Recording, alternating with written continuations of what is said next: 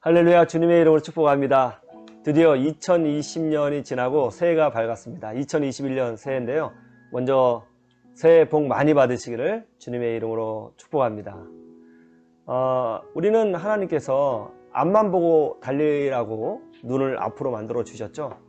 우리 지난 과거에 많은 일이 있었지만 다 묻어두고 이제 2021년 하나님께서 새롭게 주실 은혜를 바라보면서 앞만 보고 힘차게 전진하는 우리 사랑하는 주의 백성들 되시기를 축복하고요. 또 기도하겠습니다. 제가 퀴즈 하나를 낼게요. 여러분 제 엄지손가락에 보면 지문이 있잖아요. 이 지문. 이 지문이 왜 사람마다 다른 줄 아세요? 왜 지문이 사람마다 다를까요? 제가 찾아봤는데 뚜렷한 답을 내놓는 과학자가 한 명도 없더라고요. 왜 사람마다 지문이 다를까? 이게 지문의 어떤 기능들은 설명을 하고 있어요. 예를 들어서 마찰력을 높여서 물건을 잘 집게 하기 위해서 뭐 땀의 배출 뭐 그런 식으로 이제 어떤 기능은 설명을 하는데 왜 그러면 사람마다 지문이 다른가에 대한 답은 아무도 내놓지 못하고 있더라고요. 만약에 지문이 만약 기능적으로만 마찰력을 강화하고 땀을 배출하는 것이라면 최적의 모양을 갖춘 지문 하나만 있으면 되잖아요. 모든 사람이 똑같은 지문을 가지면 똑같은 마찰력을 누리고 최고의 마찰력을 가진 지문이니까 가장 좋은 지문을 갖게 돼서 굉장히 편리하지 않겠습니까? 그렇죠? 그런데 왜 사람들이 지문의 모양이 다를까요? 이런 이야기는 있어요. 유전적 요인, 어떤 태아가 뱃속에 있을 때 환경적 요인, 이런저런 요인 때문에 달라진다, 그렇게 이야기를 하는 거예요. 그런데 거기에는 좀 약점이 있죠. 일란성 쌍둥이 같은 경우는 유전적으로 똑같습니다. 그렇죠? 그런데 일란성 쌍둥이도 지문이 달라요. 왜 다를까요, 도대체? 이 지문이 같은 유전자를 가지고 있어도 지문이 달라요. 지문이 똑같은 사람은 한 명도 없습니다. 60억 인구, 10억, 70억 인구, 100억 인구가 되어도 지문은 다 달라요. 왜 지문이 다를까요? 제가 이렇게 말씀드릴게요.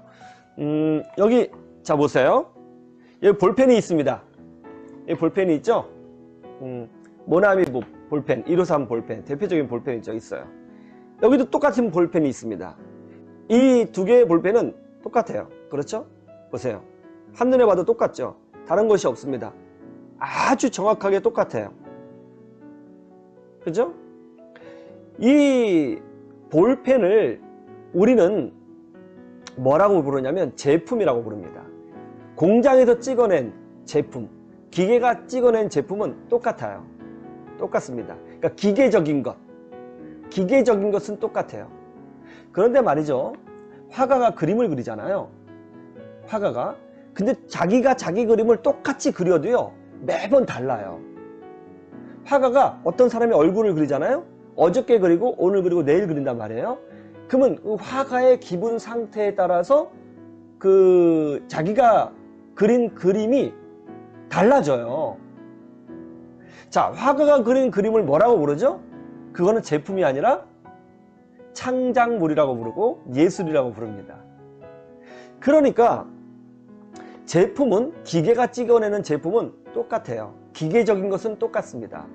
그러나 기계적인 것이 아닌 창작은, 예술은 달라요. 사람의 손가락에 지문이 왜 다른가? 사람의 태어남은 기계적으로 태어나는 것이 아니라는 것을 보여주고 있는 거예요. 사람마다 다 하나님의 특별한 간섭에 의한 창조물이에요. 창작물이라는 거죠. 사람은 기계가 아니에요. 창작물입니다. 하나님은 지금도 끊임없이 한 생명 한 생명을 만들고 계신 거예요. 우리 자신이, 여러분 자신이 하나님이 만들어낸 작품이에요. 그것이 엄지손가락이 보여주고 있는 겁니다. 여러분의 유전자 정보 배열도 다르고요, 눈의 혈관도 다르고요, 심장의 위치도 다르고요, 몸속의 혈관도 다 다릅니다. 완전히 달라요. 사람이 똑같이 보이지만 전혀 다릅니다. 성격도 달라요. 70억의 인구가 있으면 다 다릅니다. 일치하는 사람이 하나도 없어요. 무슨 말이에요? 다 창작물이에요. 하나님의 창조는 창세기 1장 1절에 태초에 하나님이 천지를 창조하시니라 해서 그때 세상을 다 창조하신 것으로 끝난 것이 아니라 지금도 하나님은 끊임없이 창조를 하고 계신 거예요. 짐승이 태어날 때, 꽃이 필 때, 씨앗이 맺어질 때, 곤충이 태어날 때, 물고기가 태어날 때, 심지어 사람이 태어날 때 이런 모든 것이 기계적으로 난자와 정자가 결합해서 생겨나는 기계적 개념이 아니고 하나님이 그런 방식을 취하기시를 하지만 그러니까는 난자와 정자가 연결되는 결합하는 그런 방식을 취하시기는 하지만 사실은 하나님의 창조라고요. 그 증거가 뭐냐고요? 다르게 태어난다는 거예요. 제품이 아니라고요. 창조예요. 하나님은 저 하늘에서 우리를 굽어보시면서 세상이 어떻게 돌아가나 보자 하시는 분이 아니고 이 역사 안에 들어오셔서 우리 안에 들어오셔서 일을 하신다고요. 창조를 하세요. 예수님이 마태복음 10장 29절에 이렇게 말씀하셨어요. 참새 2마리가 한 아사리온에 팔리지 않느냐. 그러나 너희 아버지께서 허락하지 아니하시면 그 하나도 땅에 떨어지지 아니하리라. 무슨 말이죠? 참새가 죽는 것도 하나님의 허락이 아니면 하나님의 일하심, 하나님의 결제가 아니면 떨어지지 않는다는 거예요. 그러니까 하나님은 태초에 천지를 창조하시고 나서 우주 밖에 계신 것이 아니고 지금도 이 인간 세상에 이 모든 존재 안에 들어오셔서 끊임없이 뭔가를 창조하고 계시는 거예요. 여러분도 창조물이에요. 저도 창조물이고 하나님의 작품이라는 거예요. 하나님은 멀리 계시지 않습니다. 지금도 깐나라이가 태어나고 있을 거 아니에요. 그 아이의 지문이 다르잖아요. 그렇죠? 무슨 말이에요? 하나님의 창조물이라는 거예요. 하나님이 지금 창조하고 계세요. 우리 옆에서, 우리 안에서, 우리 뒤에서. 하나님은 멀리 계시지 않다는 거예요. 핵심은. 태초에 하나님이 천지를 창조하시니라 이 말씀을 가지고 많은 사람이 오해한다고요. 하나님이 멀리 계시는 걸로. 아니라고요.